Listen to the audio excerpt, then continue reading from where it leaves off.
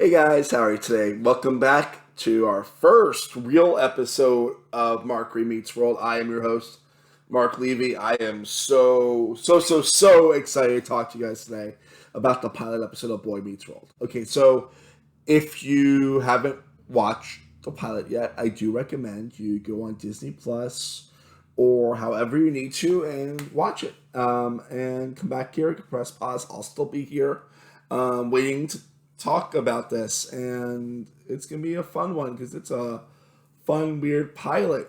So press pause.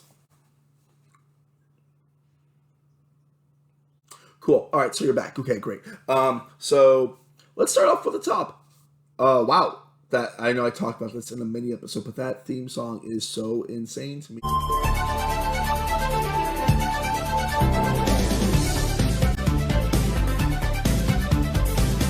I just can't believe that it exists.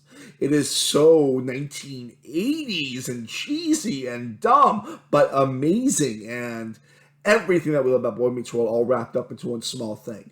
Um, Before we get into the actual plot of the episode, I want to talk about some interesting facts I found out on IMDb about this episode. In early production of the show, and actually throughout the whole series, Ryder Strong and Will Friedle had a lot of trouble acting together because they would laugh from each other. The pilot premiered on September 24th, 1993 at 8:30 p.m. following Family Matters and before Step by Step. It debuted to 16.5 million viewers.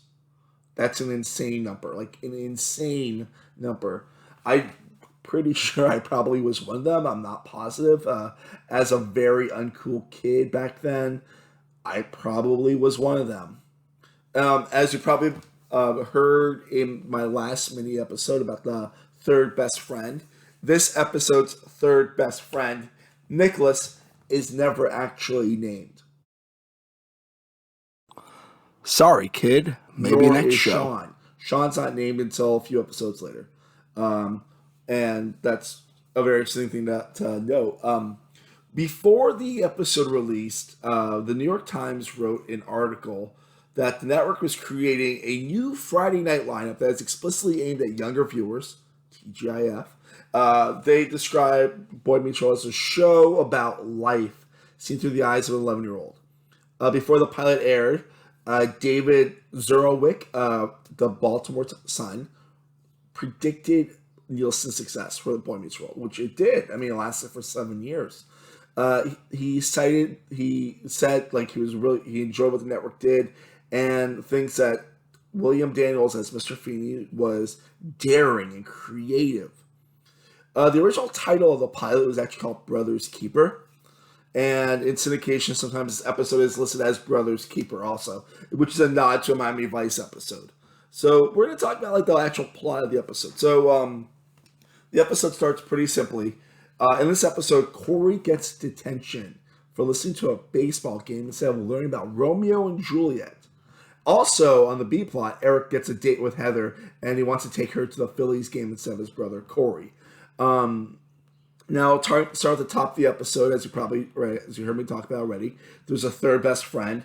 He is very much kind of like Sean, but with money, from what I've gathered.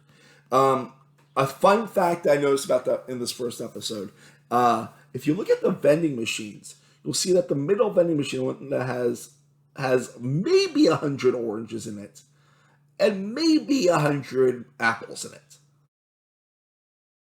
All we have is literally apples Like, and oranges. what is up with that? That makes no sense to me. Addendum to this though, but 9 minutes in, you see at the bottom, so you see at the top there's oranges, in the middle there's apples, at the bottom there's top ramen, so you get a little bit of a selection there.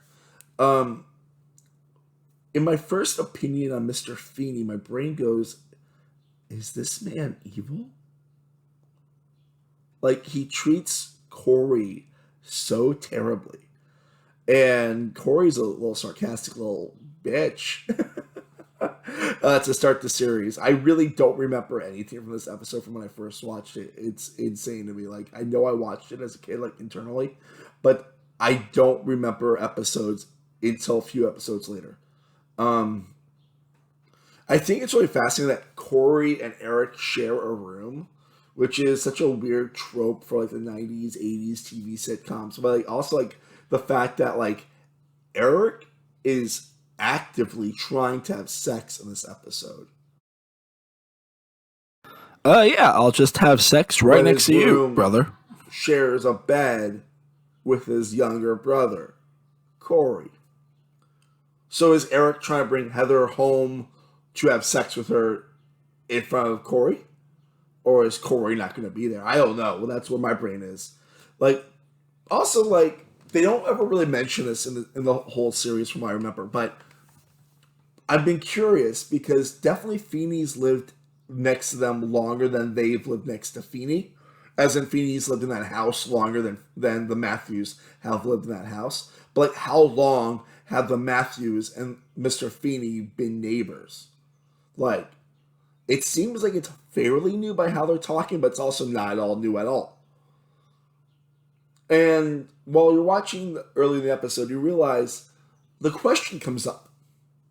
Is Eric best friends with his mom? Like, she knows way too many details about this date. We're going to talk about this a little bit later. Actually, let's talk about it now. We're going to call this the Betsy Randle is the best TV mom ever section of the show. A one, two, three, four. Betsy Randle's the best TV mom. I down my Yeah. notes because I actually wrote some very interesting thoughts about this. So, when you think about this, like, she is so invested in her kid's happiness. So invested. And that's great. I think that's awesome. She's the third listed person in the credits. It's Ben Savage, William Daniels, then Betsy Randle. She was always originally going to be like this, like, she is the TV mom. Betsy Randle is the best TV mom. Well, actually, Amy Matthews is the best TV mom because that's, what the show is. But, like, when Corey moves out later in the episode after getting detention and getting in trouble, like not wanting to be around his brother after the whole baseball game stuff, she literally brings Corey food to his new house, which is the tree house, and she makes a joke about bringing up plant. It's a bad joke, bad joke. But the fact that Amy Matthews cares so much about her kids is my first point in the fact that Betsy Randle is the best TV mom. That's the end of this segment. It's really fascinating when you watch this episode because you realize how much school lunches are terrible. Unless you are Nicholas, the unnamed best friend, who eats cake. 2 slices of cake. Because he's an only child. I'm an only child. I never was able to eat 2 slices of cake. I never was gifted cake for lunch. I don't remember my mom packing me for lunch. But it was not slices of cake. That's for sure. But, yeah. I really am curious what would happen if Nicholas lasted more episodes. Honestly, if anyone knows Chauncey Leopardi, please tell him to contact the show, markremeetsworld@gmail.com. I would love to hear his thoughts on things. Plus, he's a good actor. I've looked him up on IMDb. This all comes out in the previous mini episode where I talk about the third best friend. I think he's a very fascinating character for the show and a fascinating character for my show. So if you are out there, Chauncey, please watch this and reach out to me. When Corey is in his treehouse home, he is eating his dinner from his mom that she made, and he sees that Feeney is there. And throughout the whole episode, we see that Feeney's talking to another teacher, and they're kind of flirting, and then Corey's like, oh yeah, they're gonna have like a date that night. Cool. So Feeney's got his table set up for 2 plates, right? And then he puts one of the plates away because he got stood up. And then he starts eating salad, like a lot of salad, like so much salad, like enough salad for 2. This actually confirmed later in the episode. Corey says there is salad for 2 people in it. If you're rewatching what I noticed so much about that first season's theme song is that a lot of the video is from the first episode, and that weird like vaudeville dance that Corey does when he's in detention with Feeney is from this episode, and it's